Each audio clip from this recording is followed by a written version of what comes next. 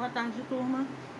Então, hoje nós vamos iniciar recapitulando um pouquinho, né? Nós falamos de lesões entre simples, grave, gravíssima e uma aumento de pena quando tudo isso ocorre seguido de morte.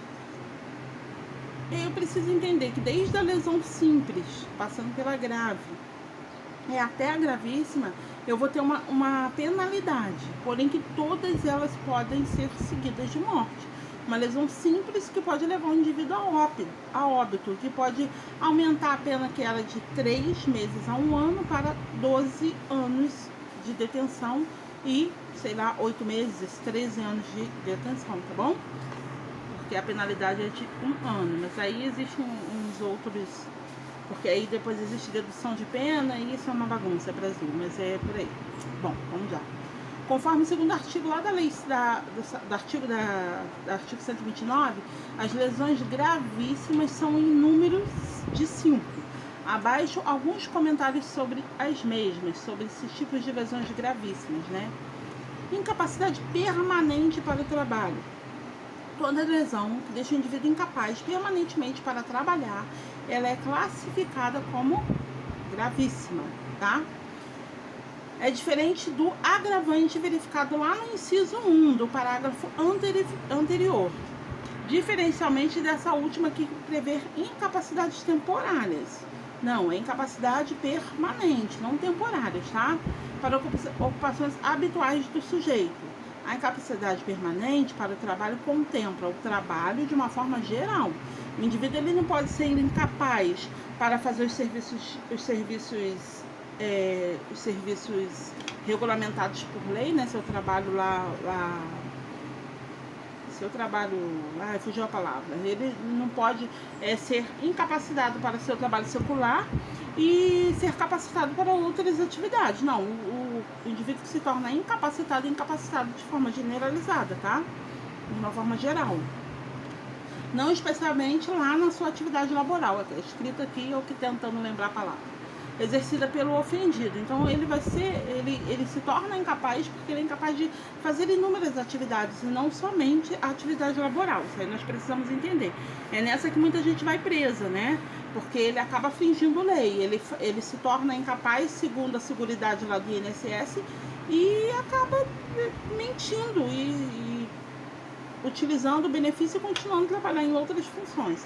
E quando isso é descoberto, o indivíduo vai preso. Aí eu tenho outro tipo de enfermidade, que também pode ser gravíssima, que é aquela incurável. De acordo com Almeida, enfermidade é qualquer estado mórbido de evolução lenta ou progressa de uma patologia, de um processo patológico, de uma doença, né, que esteja em curso. Então, a enfermidade classificada como incurável, tá? A patologia que não tem cura, que vai deixar o indivíduo em situação paliativa. Para caracterizar essa incurabilidade, basta um prognóstico de perícia. O que seria um prognóstico? Um diagnóstico clínico, né? Que vai dizer quanto tempo esse indivíduo ainda possui de vida nesse estado paliativo, tá bom? E aí, no caso, esse prognóstico não vai ser muito bom, que por si só já caracteriza a circunstância desse agravante, não precisando o ofendido, o indivíduo que foi agredido, né, submeter-se a situações de risco, tá?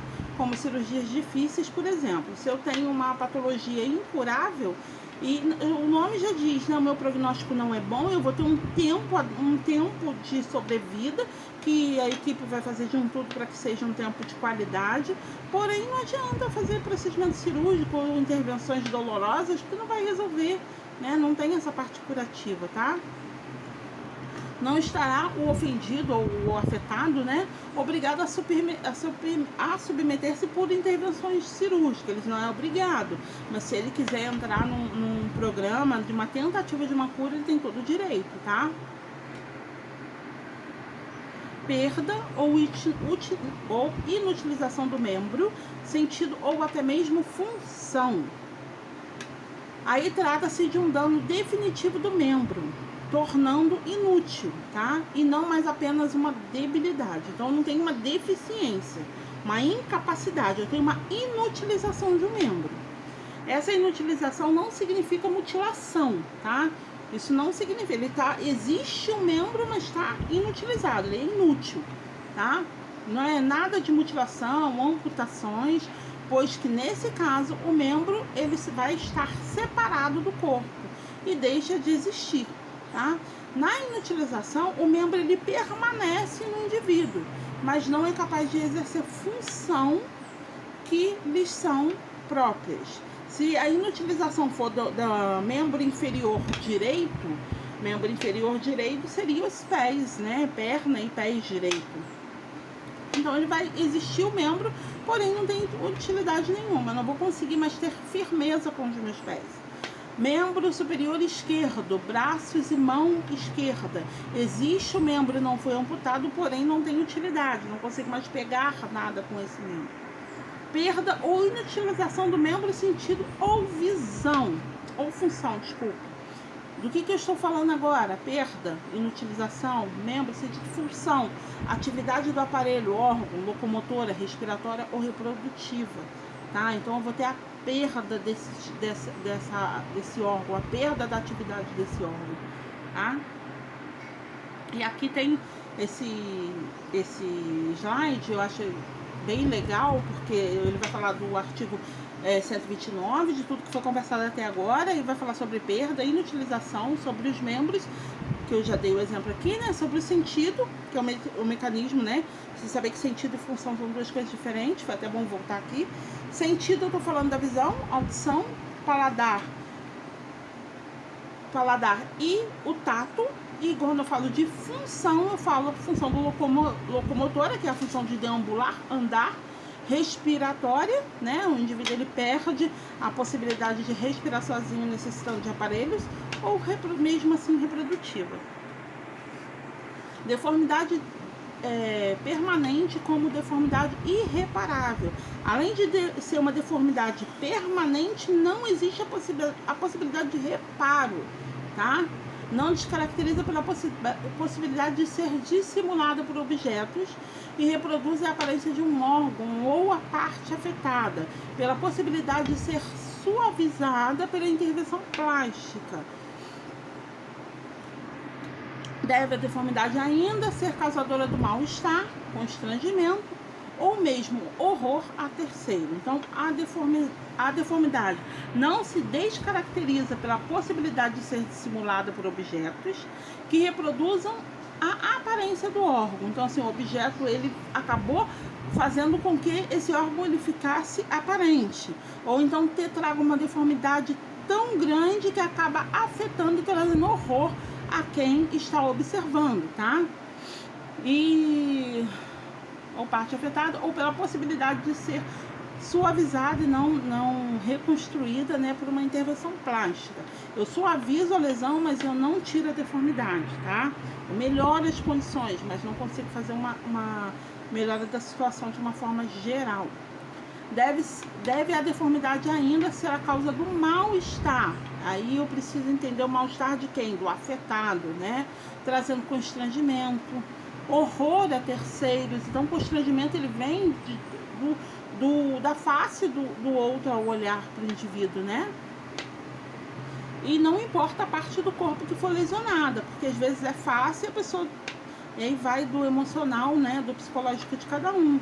Às vezes ele teve uma lesão absurda na face, mas ele conseguiu lidar com aquilo e consegue viver bem. E outra pessoa, a lesão foi, sei lá, no abdômen e fez uma deformidade absurda, que ele consegue, com a vestimenta, tapar a deformidade, mas mesmo assim, aquilo afeta demais o emocional dele, né? Então, não importando a parte do corpo que vai ser lesionada, né? No contexto pericial, deve ser deformidade permanente, ser comprovada pela ação do perito e pelo acompanhamento de fotografias. Idade, sexo, profissão e circunstâncias especiais da vítima são importantes para a caracterização da qualificação, né, ou então de uma avaliação como deformidade.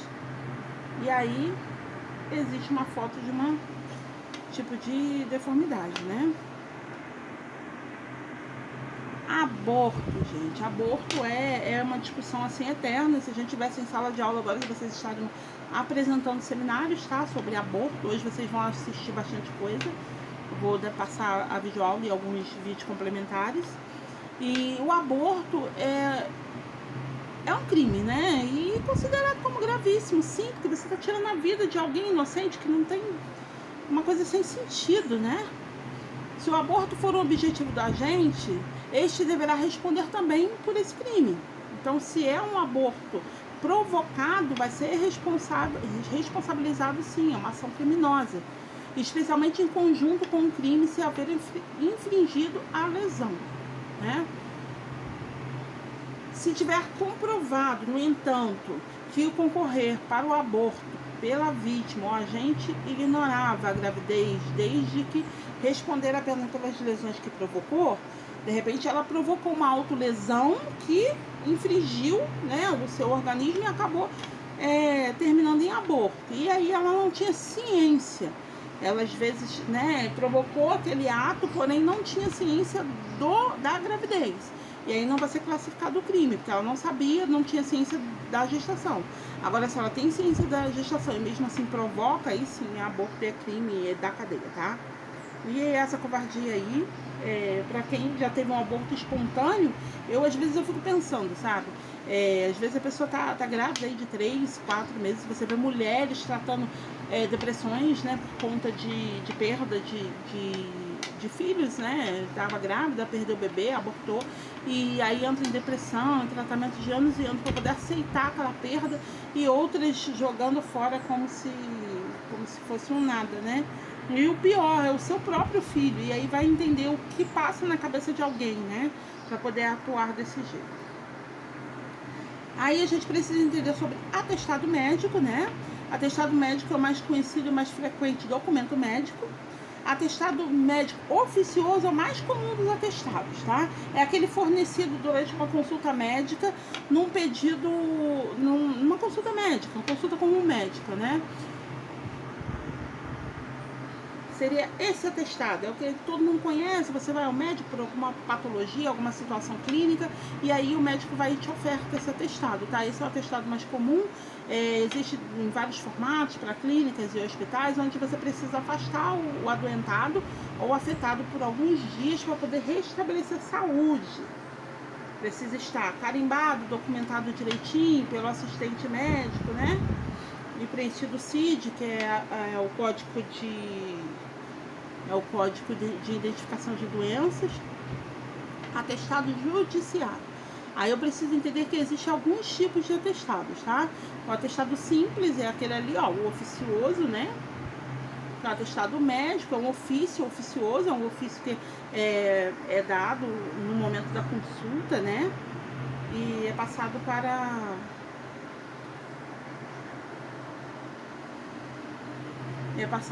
só com o indivíduo com um intuito preventivo, né?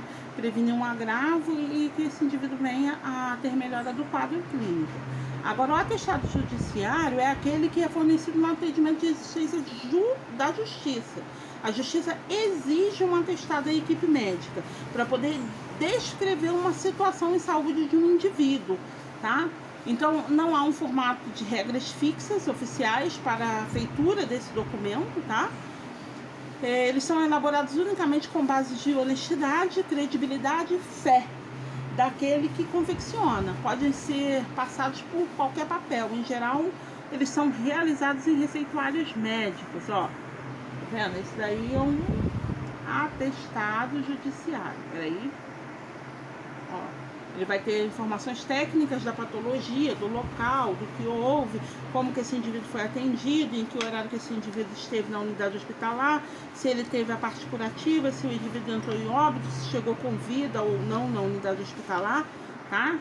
Judiciário. O juiz solicita a equipe médica. E aí eu tenho atestado de óbito. Gente, atestado de óbito, a gente costuma ouvir falar em certidão de óbito, porém ele tem uma classificação diferenciada. Vocês observaram que o atestado, ele tem uma apresentação diferente nos outros modelos, porém, quando eu falo do de óbito, ele tem uma apresentação de certidão, tá? O atestado de óbito é uma exceção. Precisa ser obrigatoriamente passado pelo formulário próprio, padronizado, fornecido pelas repartições sanitárias. Existe sim que ele vai fazer toda essa contabilização de indivíduos mortos, né? O sistema que vai contabilizar os indivíduos mortos. Isso é ele que vai trazer todo esse fornecimento de dados e vai entregar esse formulário, tá? De tamanha importância, né, desse atestado em caso de falsificação. Aí eu tenho o artigo 302 do Código Penal, que prevê para o médico responsável uma pena de detenção de até 1 ano com adicional de multa, caso comprove a sua falsificação. Esse é o atestado de óbito, como eu falei para vocês, ele tem uma aparência de certidão, né, de certidão de nascimento e a certidão de óbito. É um documento diferenciado, tá? E o relatório médico legal? O relatório médico legal é um laudo médico, onde vai ser realizado por formulários já descrito pelo Instituto Afrânio Peixoto, que todo mundo sabe que são segmentações, né? Eu tenho o Instituto Afrânio Peixoto e todas as unidades coligadas a ele. E aí eu vou ter uma descrição minuciosa nesse relatório sobre a perícia médica, né, realizada por um ou mais profissionais. Todos os profissionais que estiveram na cena, ele vai ter que se adequar em fazer esse relatório médico minucioso, tá? Vai ser mais alguma coisa que a gente precisa falar. E aí vai alencar tudo isso, ó. Profissionais previamente nomeados e comprometidos. Essa equipe ela já é nomeada, é uma equipe plantonista, tá? Comprometidos já na forma da lei, eles fazem plantões e no dia, o horário do plantão dele é ele que vai responder e assumir por essa documentação, tá? Por esse relatório. Aí eu tenho a autoridade policial, que faz parte da cena do crime, junto com a autoridade jurídica, tá bom?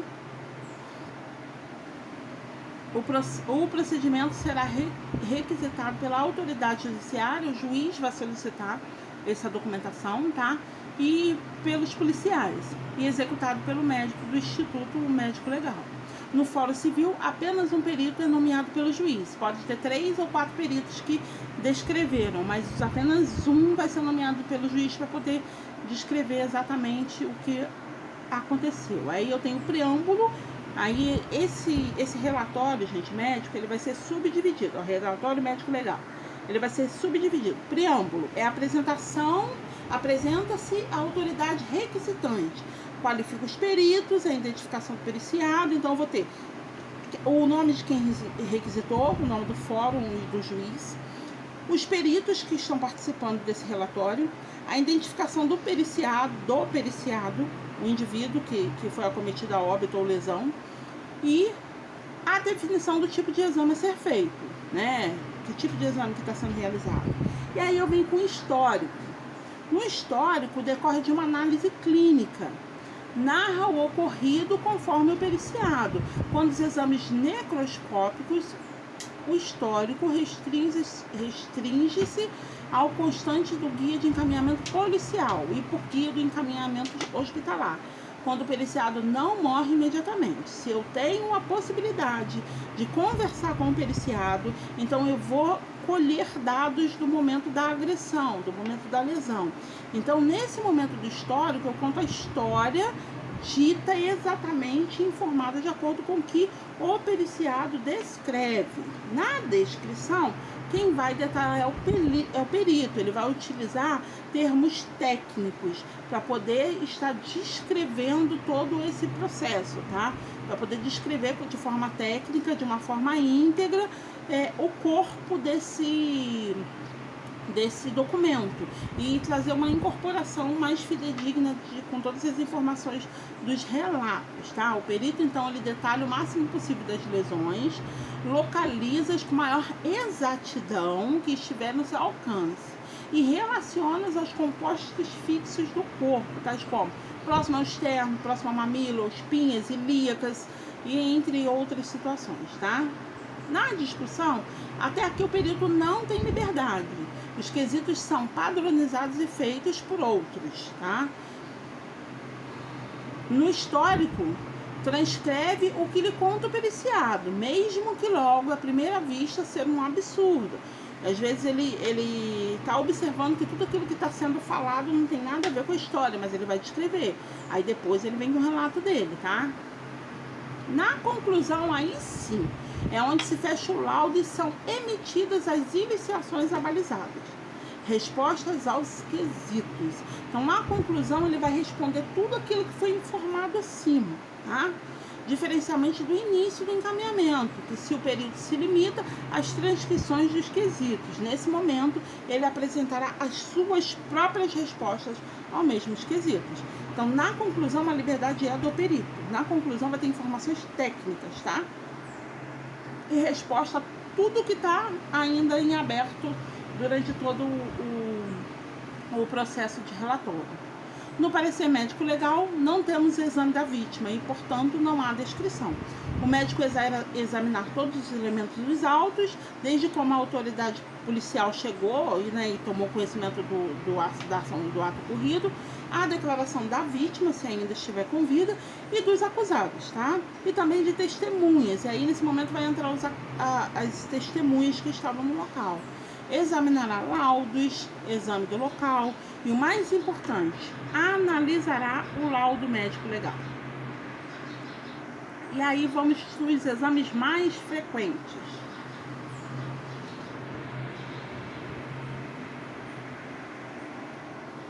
Os exames feitos com maior frequência no Instituto Médico Legal, na maioria das vezes é denominado o exame corpo de delito. Por quê? Porque o corpo de delito ele vai descrever os tipos de lesões que ocorreram por sequência de inúmeros fatos, tá? E eles vão fornecer a materialidade do crime. São exame de corpo de delito, de lesão corporal. Procede-se ao exame de lesão corporal nos casos de crimes dolosos, culposos ou acidentes, agressão, atropelamento, colisões de veículos e quedas, tá? Esses são os exames que vão ser realizados lá de corpo de delito e lesão corporal, tendo em vista os direitos que devem ser resguardados ou responsabilizados que devem ser definidos. O exame de lesão corporal para constatação de lesões sofridas tem em mira que se enquadre o agente responsável nas penas previstas. Então, se eu tenho um exame de corpo de delito, eu tenho o ofensor e o ofendido, né? Para poder fazer essa comparação, tá bom? O exame é como você está vendo aí nessa figura, ele é feito ele é realizado encéfalo-caudal, né, da cabeça aos pés, e detalhadamente, minuciosamente. Ele vai ser descrito de acordo com todas as lesões aparentes e invisíveis. Tem lesões que você já, de cara que você olha, você já observa algumas lesões. E tem lesões que falam com a gente, né? Tem lesão que você olha e você vê que a pele está magoada, outra com marca de cinto e outra tá com mordida. Então você já associa o quê? A uma violência sexual. Mas só que precisa de um relato da paciente para saber se realmente procede de violência sexual. O exame complementar. O exame complementar de lesão corporal é feito em casos de lesões corporais de natureza grave, em que as lesões não consolidadas e os peritos não têm elementos para a conclusão do laudo. Eu preciso fazer exames para ter certeza e laudar de forma fidedigna, tá? Não se tem resposta definitiva aos quesitos da lei, que se refere lá no artigo 1, nos itens 5 do inciso 2 do artigo 129. Então, eu preciso ter exames complementares à perícia. Aí eu tenho exames radiológicos, e aí vai entrar exames para poder averiguar se tem secreções em regiões, né? A coleta de suave para ver se existe, se houve inúmeros exames, tá? Complementares para ver se houve espancamento ou abuso sexual, e aí vai ter a coleta de material para poder identificar o tipo de substância que vai se encontrar nas regiões, e é por aí. Bem, agora a gente encerra por aqui essa parte da aula e vamos fazer um exercício e depois a gente vai marcar outra aula, ok? A gente vai combinar hoje e aí a gente vai terminar esse conteúdo, combinado? Então tá, valeu, até a próxima.